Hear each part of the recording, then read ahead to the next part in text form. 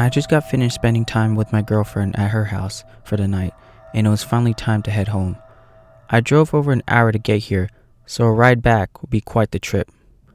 I just did my usual thing and turned on some music on YouTube and just cruised back home. I spent my whole night with her and really just wanted to crash once I get home. Turns out it wasn't going to be that easy because tonight I was about to experience the unexpected. On my way home, I'd take a country road on the way back, which is literally a single lane road that goes on for miles and miles with little to no light. Whenever I take this road, I usually go around 90 to 100 miles per hour, soaring through the roads with my high beams on, hoping I don't crash into a deer.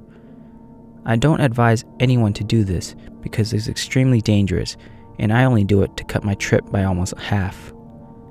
I don't expect cops either, other than a few drivers in front of me, which I eventually passed them. While going through the back roads at around 98 miles per hour, my high beams picked something up in the far distance, and I could see from the distance a woman was standing in the middle of the road with a flashlight waving. I had no other choice but to hit the brakes as hard as I could, or else she would have been roadkill in a matter of a second. I can hear the tires screech hard as my brakes were pushed to a limit. I stopped a few feet from the girl and she jumped back, probably because she thought I was going to run her over. I rolled down my window slightly just to yell out, "What are you doing in the middle of the road? Get out of the way." She was begging for help and said she needed a ride desperately. This was incredibly strange because I know for a fact I'm in the middle of nowhere and thinking to myself, how on earth did she end up here without a car? I was super reluctant because I don't do hitchhiking and hear bad stories about it all the time. I questioned her by asking how she got here, and she said her car broke down a few miles back and said she needed to go to her dad's place so he can fix the car. That was the first red flag because I came flying from that direction and I didn't see a single car back there, just a bunch of bugs that got smashed on my windshield. I wasn't buying her story, so I asked her how far was her dad's house. She said it was only a few miles away. As much as I didn't want to pick up a hitchhiker, I honestly felt guilty because I would leave another human being stranded in the middle of nowhere for miles and miles until civilization. She didn't look like a threat to me because she was short and kind of petite. Didn't seem like a druggie or a homeless person. I eventually agreed. I told her to hop in next to me since I'm headed towards that way too. She was delighted and ran to the passenger side and helped herself in. This time, I drove the actual speed limit just out of respect. She told me her name was Isabella and kept thanking me over and over for stopping for her. I just told her, yeah, no worries, even though in the back of my head, I did something that I told myself I would never do in my entire life. Like I said before, I'm a nice person and couldn't do something like that to another human being, and besides, she didn't pose any threat to me. I conceal carry, so if anything were to get physical, I would be more than ready. On our way back to her dad's house, she asked if I wanted some candy. She pulled out a small pack of Starburst that looked raggedy. I told her, no thank you, I don't eat candy. She kept insisting and said, this is the least I could do for saving me out there. I was going to ask for an orange one until she popped the red cherry Starburst in my hand before I could even get a word out of my mouth. I didn't care because I wasn't going to eat it anyways. Upon receiving the red Starburst, I noticed something looked off. It didn't look factory sealed because the wrapping was kind of loose, as if someone had opened the Starburst and tried to rewrap it again. At this point, I knew something was strange and I had a bad feeling in the back of my head. I politely told her, I'll eat it once we get to your dad's house. I promise, okay? She said, you better, in a demanding tone. I'm starting to regret picking this girl up because I knew something smelled fishy.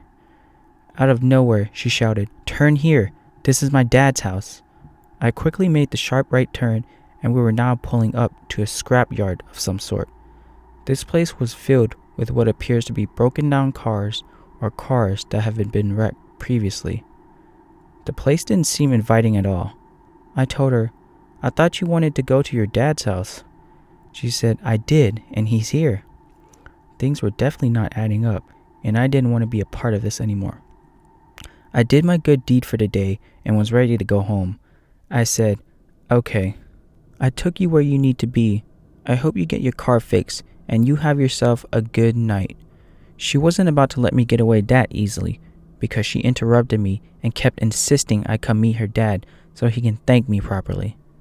I kindly refused, but she kept insisting, so I got out of the car and said, "Fine, but let's make this quick. I have to get home." I still had my gun hidden and was ready to pull it out if need be. The whole junkyard didn't seem like anyone or anything lived here. We walked together towards the trailer, which had its lights on. I'm assuming her dad was inside. She went in first, and I followed behind, keeping a good eye on all of my surroundings. When we got inside, all of my suspicions went away because I could see an old man with white hair sitting on a chair. She ran up to him, which I suppose was her dad, and hugged him. She told him all about me picking her up and saving her. I was expecting him to be happy and thankful of what I did, but instead, I got the opposite reaction. He didn't smile at all, nor did he seem too fond of me. He asked her if I took the candy yet. She said not yet, and said to please eat your Starburst, it's really important. I told him I'm good. I really don't know why they were making such a big deal about this stupid piece of Starburst. Like, I don't even eat candy at all. Then, a light bulb lit up inside my head when I remembered how it was purposely rewrapped. I had a strong feeling it was tampered with, and whatever was inside the candy had something other than sugar. It was most likely spiked or poisoned with something. That explains why her dad, or even if that's her real dad, was expecting me to be in a different state. I excused myself and told him to both have a good night. I gotta get going, and stormed out the trailer and headed straight to my car. However, I was greeted with 4 other unexpected visitors outside. They didn't seem friendly at all. They looked like middle-aged men, dirty looking, all wearing ripped up jackets holding various weapons. 2 had a steel pipe of some sort, and the other 2 had a pocket knife. They told me to empty my pocket and everything I had, or else you're not leaving. I didn't think I'd have to do this, but I didn't comply to them and withdrew my gun. I pointed it at their direction and turned a threat towards them now. I told them, I'm leaving, and if you try to stop me, then none of you will walk out here alive. They seemed to respect my threat and lowered their weapons onto the ground as I made my way towards my car while keeping the gun pointed at them. I got inside my car, checking the back seat to make sure there was no one hiding back there. I kept the men on my sight as I turned on the car and started on my way outside the junkyard. When pulling out, I noticed the girl and the old man outside with the scrappy looking guys all staring at me while I leave. I finally headed back towards the direction of my home. I don't know what they were planning earlier, but it seemed like a failed robbery attempt.